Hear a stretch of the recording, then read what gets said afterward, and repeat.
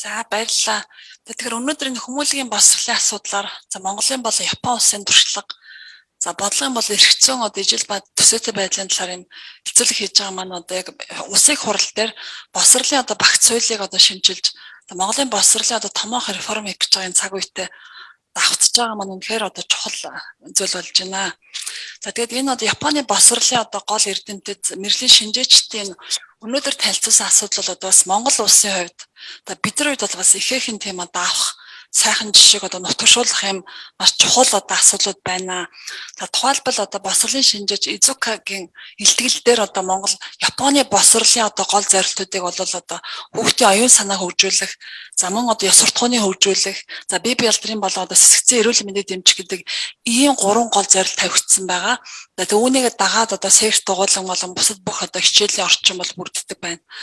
За гэтэл яг Монгол улсын хувьд бол 2002 оны боловсролын тухай хууль, за одоо улсын хуульд орж ирсэн ерхий боловсрол болон сургуулийн өмнөх боловсролын тухай хуулийн үндсэн зорилтод бол яг л ийм зорилт уг нь тавигдсан байгаа.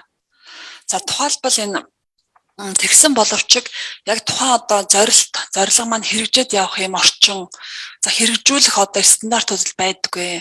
За үүнийг бол манай өмнөх судлаач за гишүүд маань хэлж байна. За тэгэхээр манай дунд сургуулиудын хувьд бол ерөөсөө энэ оюун санааны боловсрол буюу сургалтын хөтөлбөр оюун ухааны хөгжлийг гол анхаардаг. За тэгээ ёс суртахуун болон бие биедрийн хөгжлөөр бол үнэндээ бол бас тодорхой хэмжээнд эцэг эхчүүч тэр багш нарч тэр 2 дахь зэрэглэлийн гэж үздэг.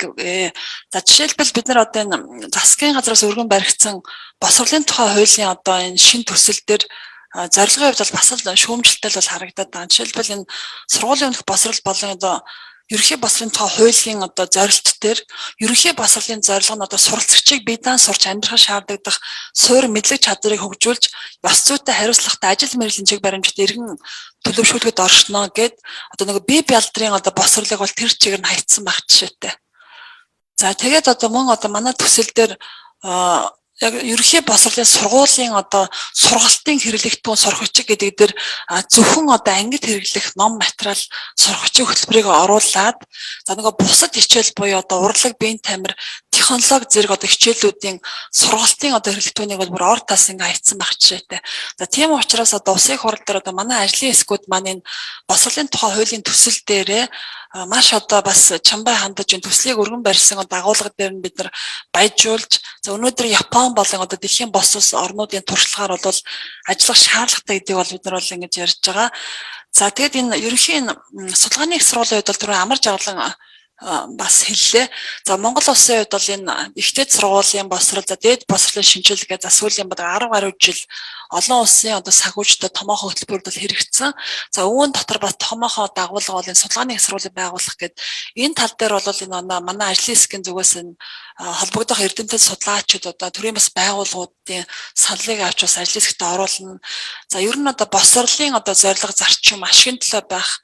За боловсролын нийтийн боловсрол бол нийтийн сайн санааны төлөө үйл хэрэг гэдгээр төрөөс санхүүжилтөд явах гэдэг үндсэн зарчмаараа бид нар бас энэ судалгаа зөвлөмжүүд дээр бол хамтран ажилланаа гэдгийг хэлэх байна. За баярлалаа.